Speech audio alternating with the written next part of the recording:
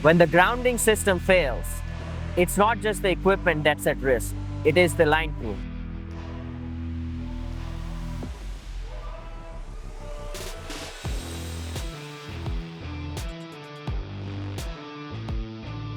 During the event of the fault current, thousands of amps would want to find the quickest way to the ground.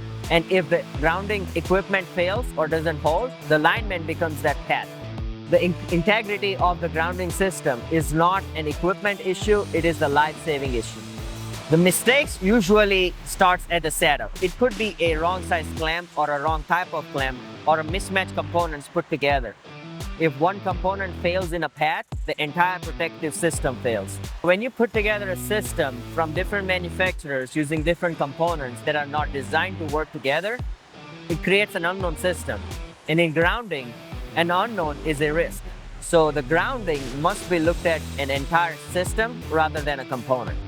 Under ASTM F855 conditions, especially in today's asymmetric fault current, minute differences in designing turns out to be a big differences for safety.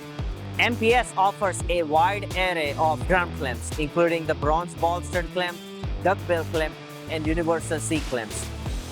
Ground sets often look similar, which makes some people think that they are interchangeable. H-rating ensures that the grounding assembly is tested for the worst case scenario, not just the ideal one. MacLean Power Systems universal C clamps has an exceptionally wide operating range, allowing its installation on bus bar, ball stud, ground stud, or conductor application in distribution, substation, and transmission applications.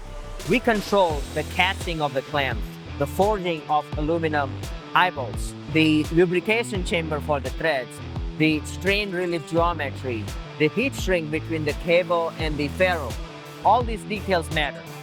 That's few of the reasons why our universal clamps stay seated during the blow-off forces, and our ferrules can maintain the electromechanical connection during the fault current.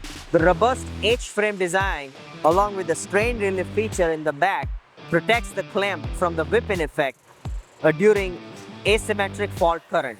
A complete assembly takes the guesswork out of the picture. The clamps, the ferrules, the cables, the strain relief, they're all matched, tested, and designed to work together as a system.